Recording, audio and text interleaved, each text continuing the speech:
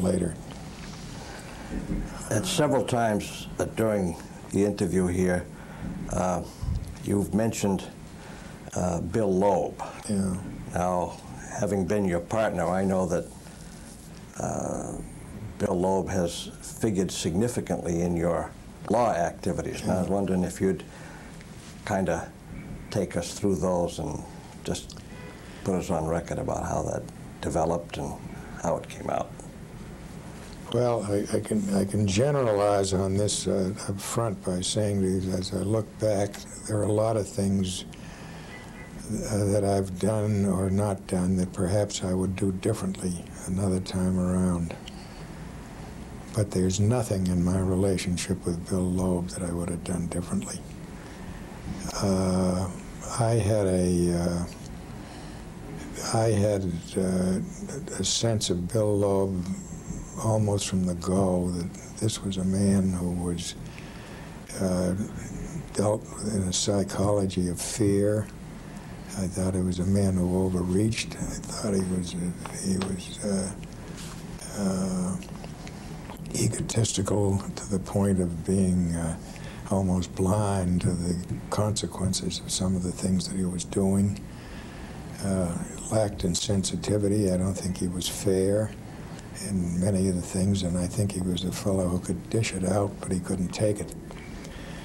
And I firmly believe that the state of New Hampshire could be a very different place today if that newspaper had been in the hands of people whom I considered to be more responsible and responsible to the public good rather than selfish interests.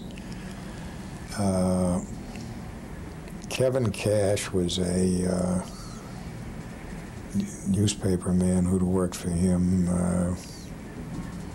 and decided to write a book about Bill Loeb. There were a lot of articles about him from time to time, but there were never any books written. And Kevin undertook, I think, very courageously to write a biography of Bill Loeb.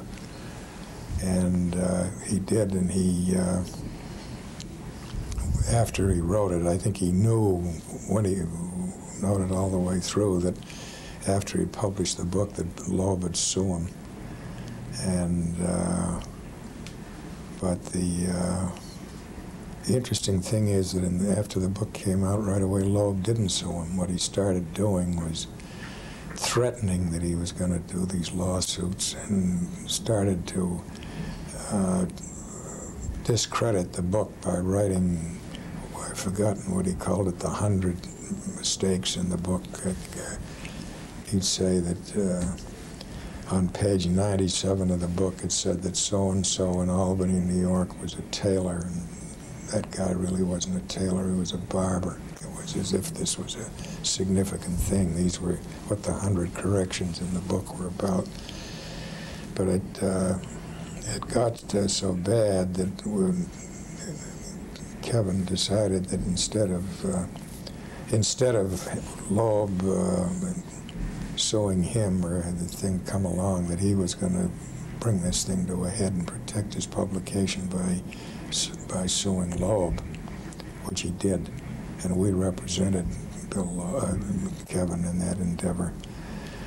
You have very interesting things happen incidentally in this. The National Press Club invited Kevin to come down and be their speaker at one of their Sunday luncheons, at one of their luncheons. And he asked me to go down with him. And I sat at the head table there at the National Press Club in Washington with all the big names going forth, the things you've seen on television, and we didn't have it then, but that you used to hear on the radio and so forth. And Kevin did a lot of speaking around at university and places like that. But that case that Cash brought against Loeb obviously led to all the preliminaries, not the least of which was depositions. And we had a time, boy, do we have a time ever getting to lay a glove on Bill Loeb. He ducked and cut and ran. It took Judge Janeau, who was an extraordinary federal judge from Maine was assigned to the case of Cash against Loeb. I think that it may have been Judge Bounds who was here who disqualified himself for any event. We had a very, very excellent judge who was going to handle the matter. But we had a terrible time getting Loeb. He'd get sick. His counsel would be cut and run. Never could get him. Finally, there was an order that came out that we were supposed to conclude depositions by the end of the year 1976 or something, and came into December and we still didn't have Loeb's deposition.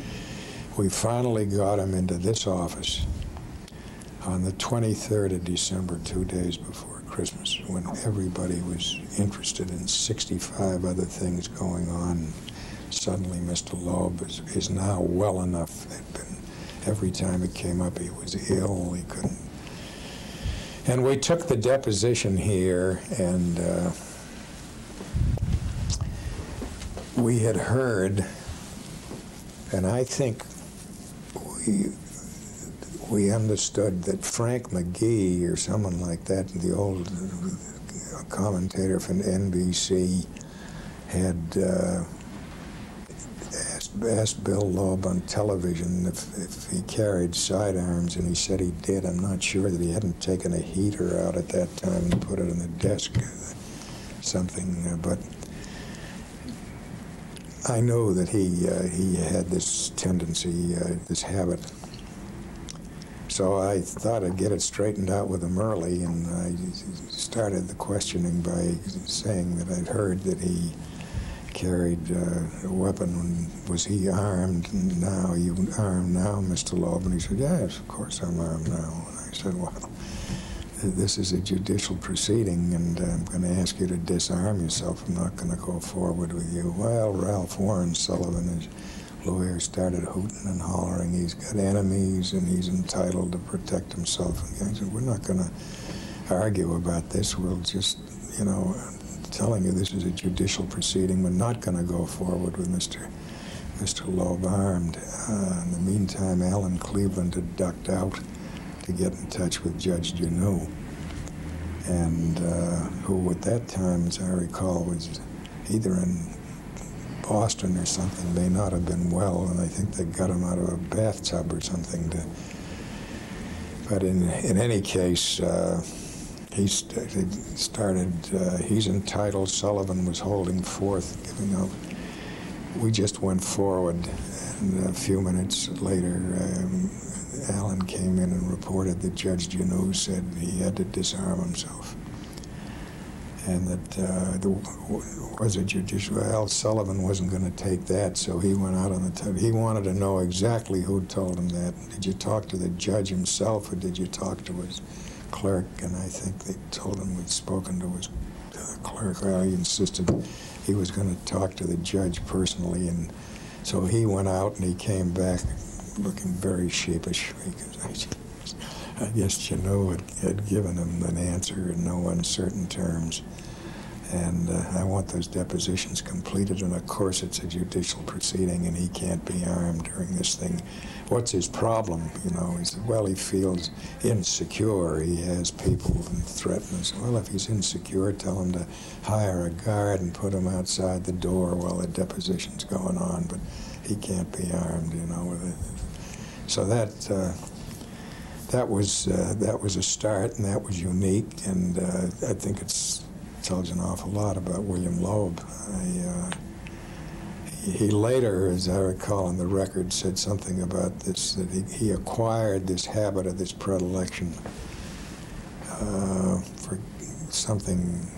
He'd mentioned the National Rifle Association in his deposition, even that far back, and then he said he'd acquired the habit from something about traveling in the West, or a lot of people in the West carried sidearms, and it seemed like an appropriate thing for him to do. How'd the case come out? The case was never tried. The case wore out. Everybody got punch drunk. It was like two punch drunk fighters that had punched out and said, this damn case is never going to get tried. We'll never get anything done, so it sort of went away mutually. It was done. Not everything we did with Bill Loeb went away, but there's one thing we could never do. We could never get him in a courtroom.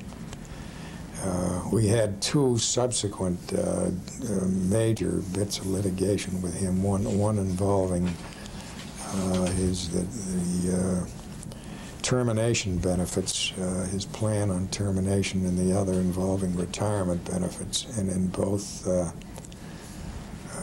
both instances, we had him right at the courthouse.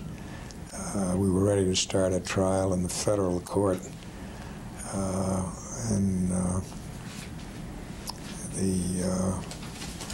on the first case involving the termination. I think that was the Mahoney case. And his lawyers advised that he wasn't going to show up. He was in Canada, and he couldn't. This case had been set for trial for a long time. But it was a costly experience for Mr. Loeb, I think, to get involved with some of his employees and with us indirectly.